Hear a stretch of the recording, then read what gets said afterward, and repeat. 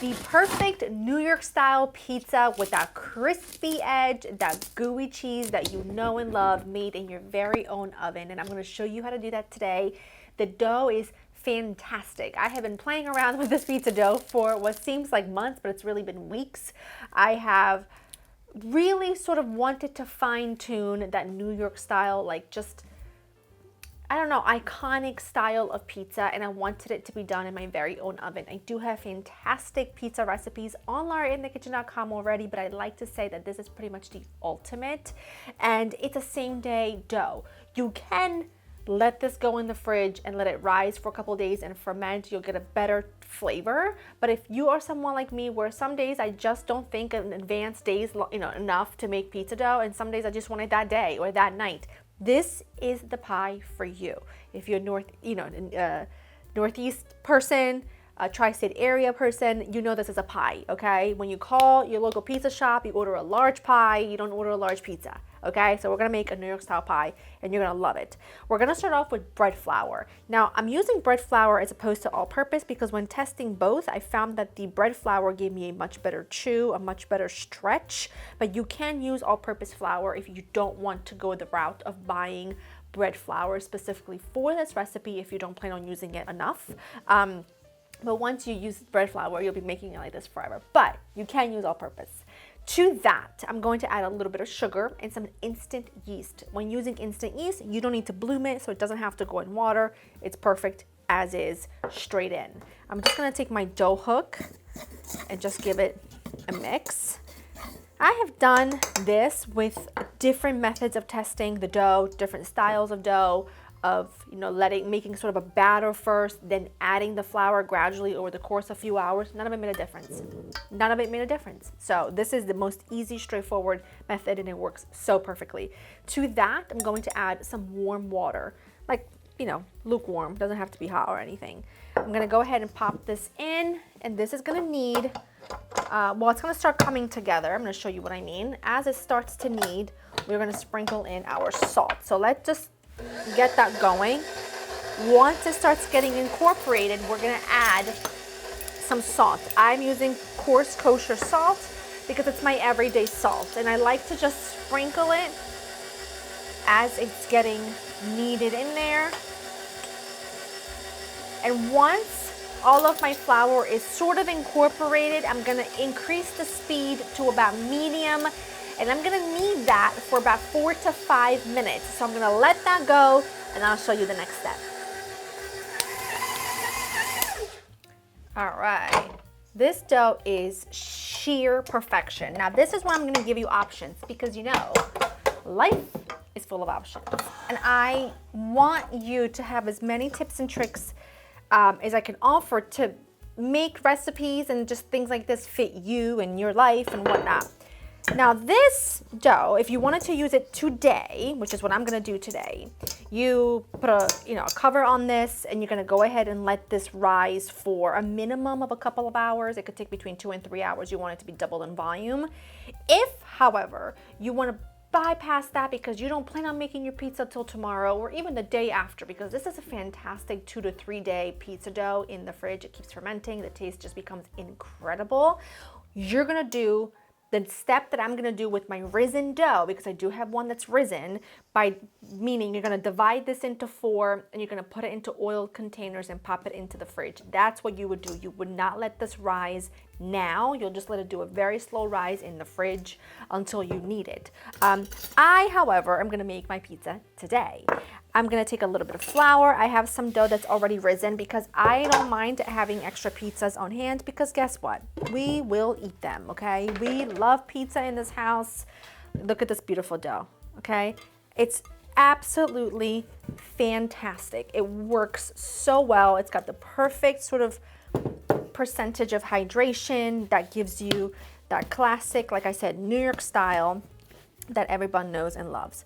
You don't want to flour too heavily, but you want to have your dough ready. Now let's talk containers, because believe it or not, this is a really important topic. I like my containers to be these little small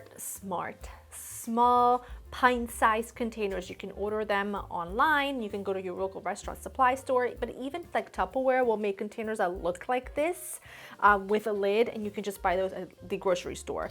I love these because they're very multi-purpose. This dough makes 4 10-inch-ish, 10 to 12-inch pizzas or 2 16s. I like to do 4 because I don't have a pizza stone that's big enough to accommodate a 16-inch pizza. So I go ahead and make smaller ones, and it works out really well because then it's a personal size pizza.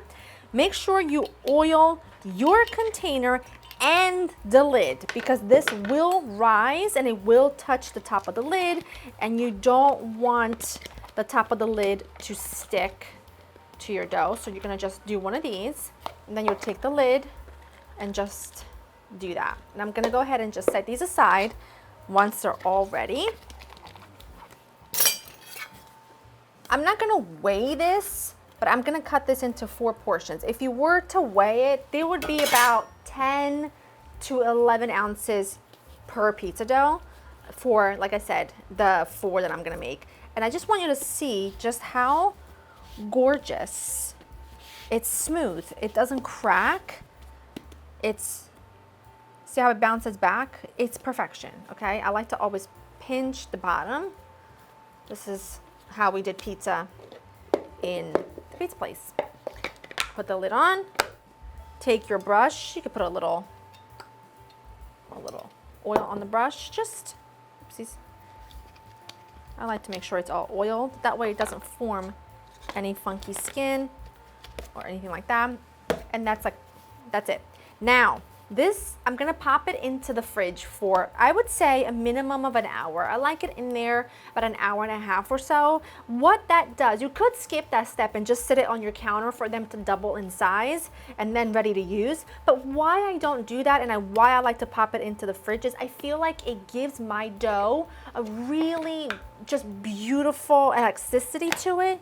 Elasticity to it. I can't say that word, okay? I speak 3 languages. I don't know all the words, okay? It just gives you a really beautiful stretch, and when you go to roll your pizza, it's perfection. So it just helps. It helps with that, and I don't think you should skip popping it into the fridge.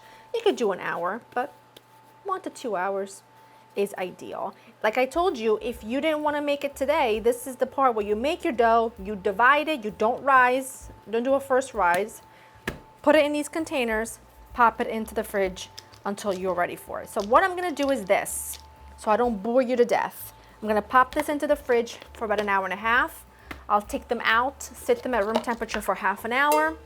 While that's happening, you wanna make sure you're preheating your oven with a pizza steel, like a pizza steel, on the top rack for a minimum of an hour at 550 degrees. It needs to be screaming hot, and your steel needs to be in the top oven like that for about an hour to an hour and a half. You want it to be extremely hot because that's what's gonna give you that iconic texture, and it's gonna cook perfectly. So I'm just gonna do that. Pop these in for about an hour or so in the fridge, half hour outside of the fridge. Then we make our no-cook sauce. We'll talk cheese and we get rolling. My dough, as you can see, is fully ready. Remember, once I formed it into the balls, I put them in the fridge for about an hour and 15 minutes, an hour and a half. Then I took them out and let them rest for 30 minutes while you get everything else ready. Now we're gonna talk sauce and cheese, and please take this with a grain of salt because it's totally about preference, and it's what I think gives you the most authentic, like New York style flavor. I'm very partial to a no-cook tomato sauce when it comes to pizza. That's how I grew up my whole life. My dad always made a no-cook sauce for all of his pizzas in his pizza shops and any restaurant he's ever worked in. So that's what I do. I like using a really thick tomato puree. This is the Cento brand. I had to look at the bottle. This is the Cento brand, and the reason why I'm giving you brand names is because that's what I love to use in terms of like what I know is going to give me the right consistency. You see, it's not really liquidy, it's quite sauce, has good viscosity, which means it's going to stay on your pizza really well, and it's not going to just sort of leak everywhere. To that, I like to add grated garlic, and again, this is just how my dad always did it, so this is how I'm used to doing it. You do some grated garlic. You don't want to do too much because trust me, when you grate garlic, it becomes super strong. Now, calm down.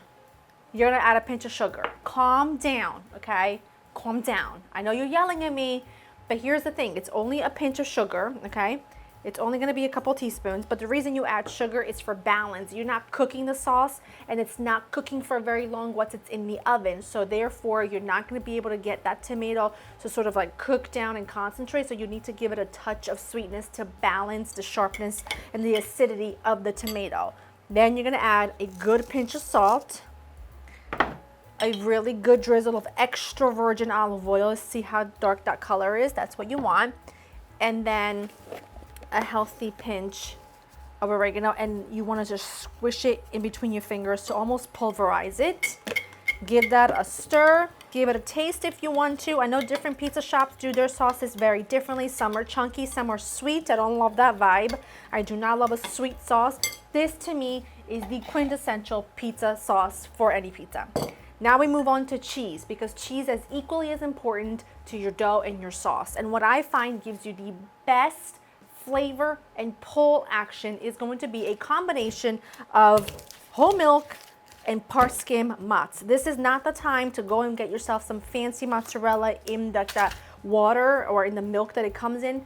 Too much liquid. That's going to be a fantastic for a Neapolitan style margherita, but for here, this is what you're looking for. The reason why you're using equal parts of grated part skim and whole milk, the whole milk has a higher sort of hydration, so there's more water in it, so it's going to give you more of that jiggly pull, while part skim is not going to have as much, therefore it's going to give you more like stability on your pizza. So the combination of the two combined is perfect. I have some here. You just want to grate. I do equal parts, and it's perfect every single time. I grate it on a box grater, and it's good to go. So now that you have everything ready, you've got your bowl of flour, you have a little cornmeal for your pizza peel, you have your cheese, you have your sauce, you are ready to make some pizza. Let me clear my decks and we'll get going. Yes, that's what you're looking for. Look at the height, it's bouncy, it's perfect. Dust your surface. I'm gonna do this with my hands because that's the only way I know how to roll out pizza, but you can do this with a rolling pin, of course. You're gonna need your shallow bowl. You take your dough. See why it's important that you oil it well? You plunk it down, you flatten it with your fingers. Look at those bubbles, look at that action. It is the most perfect pizza dough I've ever worked with in my entire life. Now I'm gonna do this by hand so that you can see. I like to do this with my fingertips, okay? Now you don't want a thick border here because Neapolitan style has that thick border, while New York style does not. Neapolitan style also is a totally different pizza dough because it's got a higher hydration, but you take your fingers, your index finger and your middle finger, and you take this hand to sort of keep it from running around all over your surface. Okay, now you're gonna work with, I don't know what this is. Is this the palm of your hand? I think, I don't know. Okay, this is your border, so you don't wanna go past your border, okay? That's your guide. You're gonna do one of these until you get it stretched out enough that you can use your fist, okay? Switch to your pizza peel, hit it with a little cornmeal, or you could use flour. Very gently, but also like with gusto. You're gonna stretch out that dough. And as you stretch, you're gonna rotate. You rotate, stretch, you rotate, stretch. Now I told you before, I love to do a 16-inch. I don't have a 16-inch pizza peel, pizza steel. So I go ahead and do like a 12-inch. Look at how perfect that is. Do you understand? Do you understand? Now you're gonna work fast, okay? Take your sauce. It works best if you do this with a ladle. If you go heavy sauce, you're gonna run the risk of having a bit of a messy situation when you go eat. But you know, honestly, that's your preference. I don't like light sauce. I don't like too heavy of a sauce. That's just right. Your cheese, don't be skimpy with the cheese, okay? Don't be skimpy with the cheese. Nobody likes a dry pizza. I don't like light cheese. I don't like light sauce. I like it just right, okay? Spread that out like that. If you want to, it's always nice to do a little drizzle of olive oil.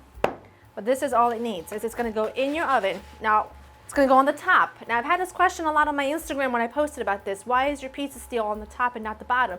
What happens is heat naturally rises. So what's happening is that the heat is going all the way to the top of the oven. So it's the hottest part, and because we're using a piece of steel that can really conduct heat, it holds a lot of heat really well, it immediately starts cooking your crust, and the heat from the top of the oven gives you the most gorgeous crust ever, ever, ever. So all the way to the top, who knew, right? These are things you learn when you play around in the kitchen as much as I do. Now, don't worry about it. Don't be afraid. You know, what happens if you get it wrong the first time? You do it again. It's like a pancake. That's why you have 4 of them. You practice. If you don't have a busy weekend, you practice making some pizza dough.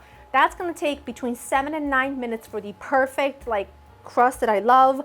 And when it's done, I'm going to go ahead and put it on a pizza pan.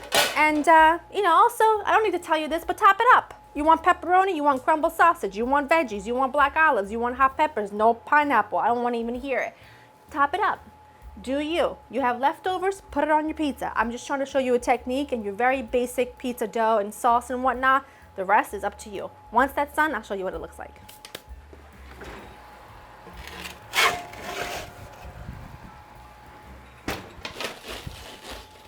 That right there. Listen, listen, listen, listen.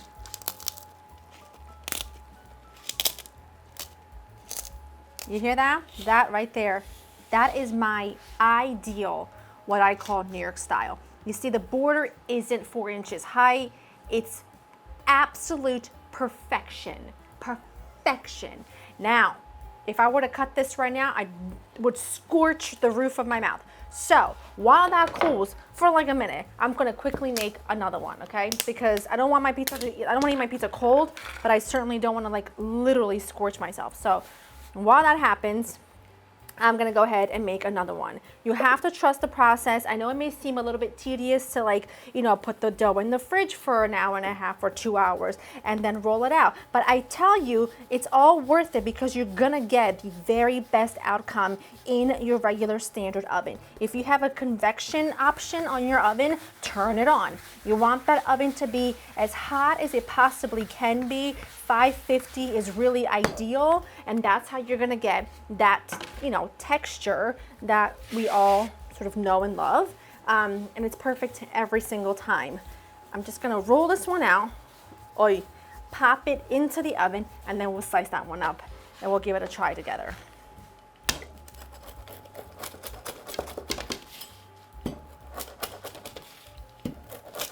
Look at this. Look at this. It's very hot. Very hot, okay? Listen. I'm just trying to get you to hear the crunch. Watch. It's spilling on me. Look at that. It's sensational. Hot. So hot. Okay.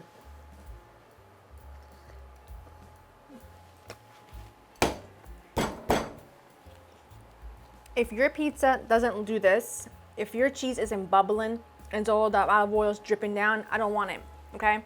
I'll take a grilled chicken salad tomorrow for lunch, but for dinner, I'm having this. For pizza, I want to have it all. I want it like this, okay? Sensational. I'm telling you, it's going to be very hard for you to order from your local takeout place once you make this style of pizza. And I'm not just saying because it's my recipe. I am telling you because it is some of the best tasting pizza you will ever have. I put my money on that, okay? Go to laurainthekitchen.com for the written recipe. Please make this and then report back and let me know how you like it. Hope you've enjoyed spending time with me, and I will see you in the next one. Bye-bye.